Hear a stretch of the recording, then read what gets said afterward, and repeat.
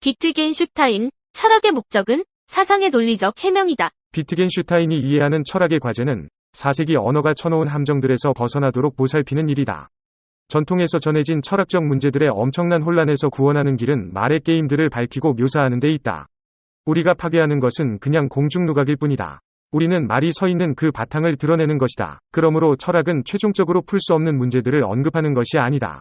그것은 현실에서 순수하게 기술하는 것이어야 한다. 그러니까 단어들의 사용을 서술하는 것이다. 모든 설명은 사라지고 서술이 그 자리를 대신해야 한다. 비트겐슈타인에게는 철학적 문제들이 완전히 사라져야 한다는 것이 중요했다. 이로써 전통적인 철학은 역할이 끝났다. 비트겐슈타인에게서 나타난 것은 철학의 붕괴였다. 비트겐슈타인의 대표작 철학적 탐구가 출간된 것은 1953년이었다. 1951년 62세의 나이에 암으로 죽은 다음이었다. 본질적으로 비트겐슈타인은 많은 철학적 문제들이 잘못된 문제라고 생각했다. 주로 잘못된 언어 사용으로 말미암아 길을 잘못 들어섰기 때문이라고 본 것이다. 철학적 탐구에 대한 4권짜리 해설서를 낸 철학자 해커는 우리 주변을 둘러보면 심대한 논리적 차이를 슬쩍 덮어버리는 문법적 유사구조가 많다고 지적한다. 철학의 물음은 답변을 찾는 질문이라기보다는 의미를 찾는 질문인 경우가 많다. 철학은 언어라는 도구가 우리의 이성에 마법을 거는 것에 대항하는 투쟁이다. 예를 들어 존재한다라는 동사는 먹다나 마시다와 다르게 없어 보인다.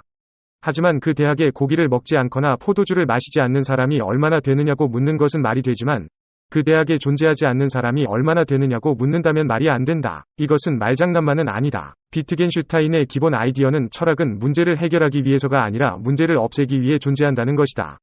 끈이 꼬였을 때 매듭 하나를 풀면 다 풀리는 것처럼 말이다. 다른 말로 하면 문제는 새로운 정보를 제공함으로써가 아니라 우리가 이미 알고 있는 것을 재조합함으로써 풀린다. 따라서 비트겐슈타인의 진로는 언어 전체를 재조합하는 것이었다. 그런 일을 혼자서 해낼 수 있는 사람은 없다. 따라서 비트겐슈타인은 우선 정신, 육체 이원론에 초점을 맞췄다. 나아가 본인이 두뇌, 육체 이원론이라고 부른 것과 연계시켰다.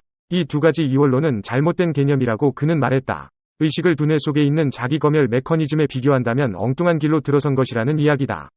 비트겐슈타인은 평범한 예를 들었다. 어떤 사람이 통증이 있다는 것은 일페니를 갖고 있다는 것과 같은 의미가 아니다. 통증은 페니 동전처럼 그것을 소유한 사람으로부터 떨어져서 여기저기 돌아다닐 수 있는 게 아니다. 마찬가지로 우리는 아프다는 말을 하기 전에 우리가 신음하고 있는지 아닌지 살펴보지 않는다. 그런 의미에서 신음은 통증의 일부다. 비트겐슈타인은 이어내면 성찰, 경험의 프라이버시 같은 개념도 방향을 잘못 잡은 것이라고 주장했다. 어떤 사람이 겪은 통증은 다른 사람이 겪는 통증과 똑같다. 두 권의 책 표지를 똑같이 빨간색으로 한 것과 마찬가지다. 빨강은 추상적으로 존재하지 않는다. 통증도 마찬가지다. 성찰에 대해서 비트겐슈타인은 우리가 하는 정신적인 작업이라는 것들도 정신을 필요로 하는 것은 아니라고 말한다. 정신을 다잡는다는 것은 결정한다는 의미이고 어떤 문제에 대해 두 정신 사이를 오간다는 것은 결정을 못한 상태라는 의미다. 성찰과 같은 어떤 행동이 존재한다는 것은 사실이지만 내적 지각은 아니다.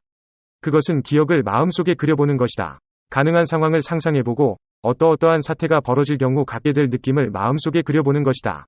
나는 이기고 싶다는 말은 어떤 정신상태에 대한 서술이 아니라 선언이다. 정신적 삶에 관하여 내면 과외면을 말하는 것은 비트겐슈타인이 보기에는 메타포일 뿐이다.